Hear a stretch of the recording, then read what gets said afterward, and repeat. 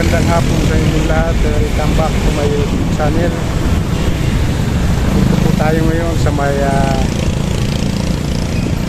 tulay ng Giginto. Yan. Sa may likuran ko yung Giginto Church. Yan.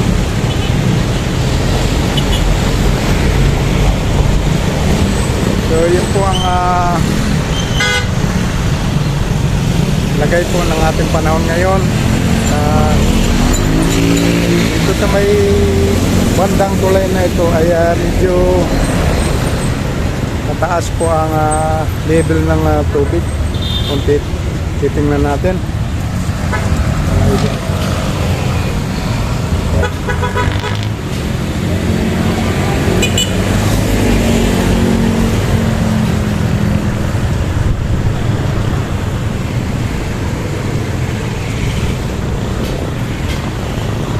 Yan po mga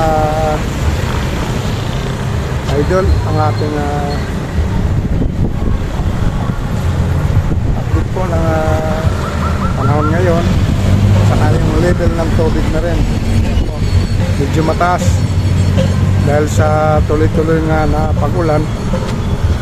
Yan po ang mga igan, mga idol. So yung way na ito ay papuntang monumento. Yan. Sa kabilang diretso tayo dito. Puntang Pampanga. Yan. So kung titingnan po natin ang panahon ng sa mga ating mga turista ay medyo maluwag ito dito. Walang gaanong traffic mga idol. Po.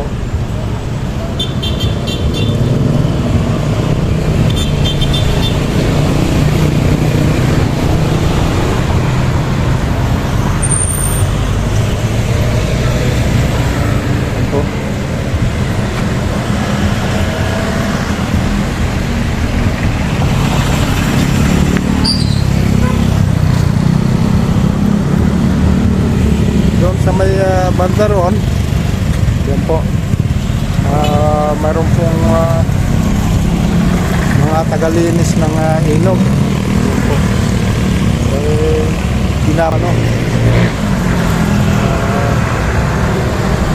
Mga basura.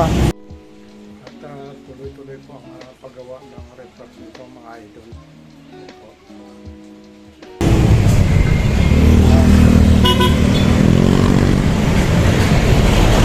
Para na rin sa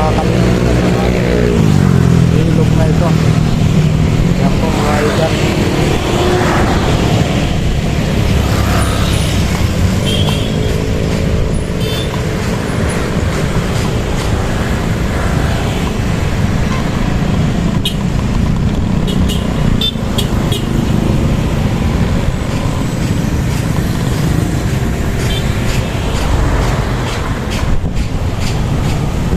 Yun po ang simbahan ng Giginto. May likuran ko po. Yan.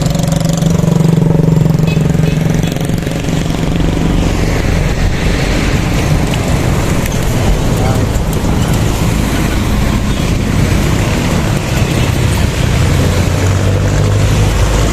Ito po yung papuntang Malolo. Yan, Pampanga. Yan. Yan po ang pinakawin.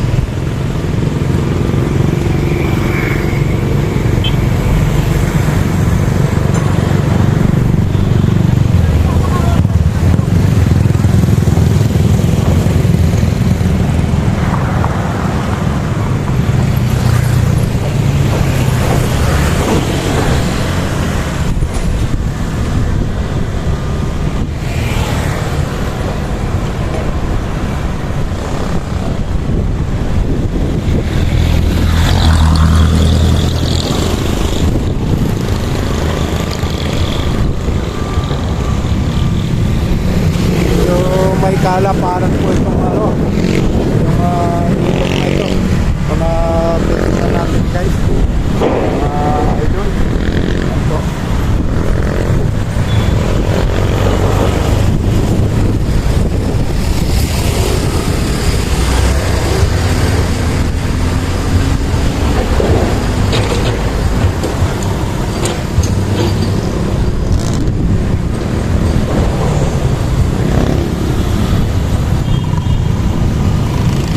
Dito po tayo mga idol.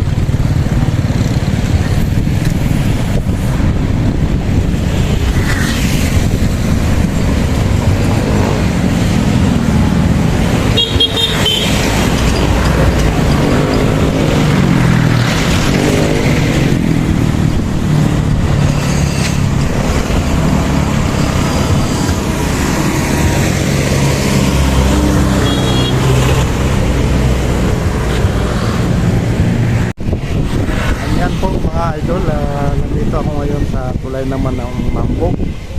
Yan po. Tulay na ito ay nilalagyan po ang gilid ng mga riprap. So ito ay solid ang nilalagay nilang ano, riprap. Hanggang doon sa may ayun, puro buhos po yan, concrete. Yan po.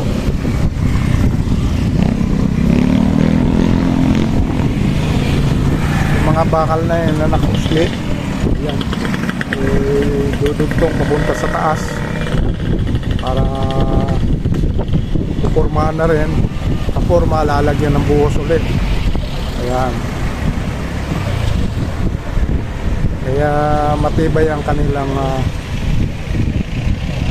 pinaka-refrap para sa ilog na ito. Para na rin sa ikagaganda ng ating gilid ng tulay na ito, lalo na sa mga ilog. Yan. At dito sa may bandang kanan, yan po.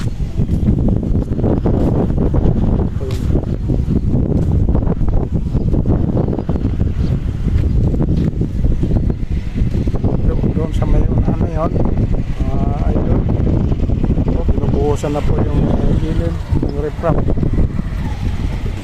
para mapanatiling maganda yung daluyan ng tubig.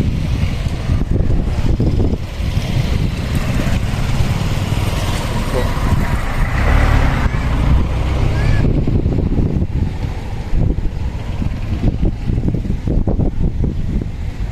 binubuhusan po nila yung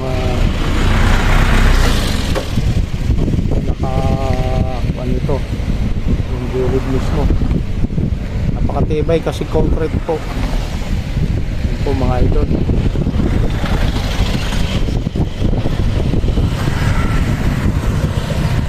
Sinasamantala nila dahil sa medyo okay naman ang panahon.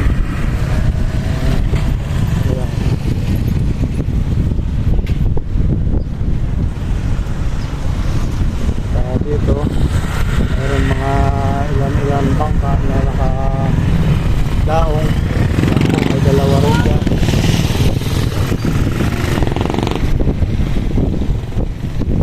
So yung ginagamit din nila sa kailang-kailangan. Yun ang pinaka-waiting shed nila dyan.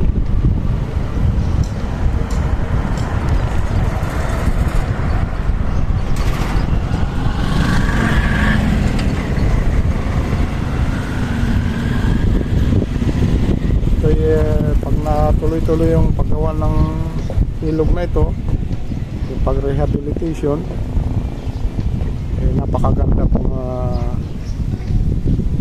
kwanto para sa mga kababayan natin na gusto pupuntahan sa kanilang kanyang lugar. Hindi po sila dito sa ilog na ito pamamagitan ng mga bangka na ito. Yan po.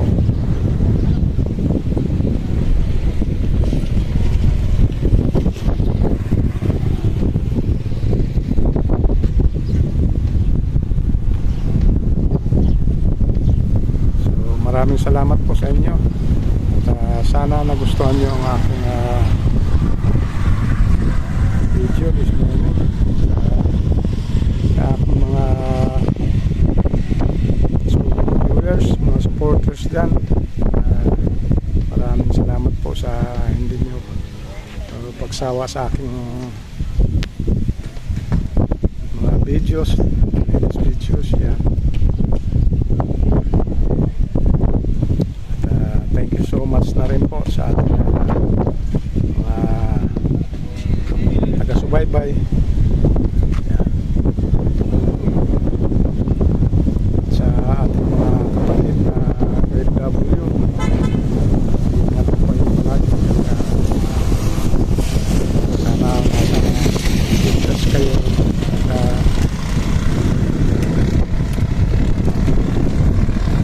mga karamdaman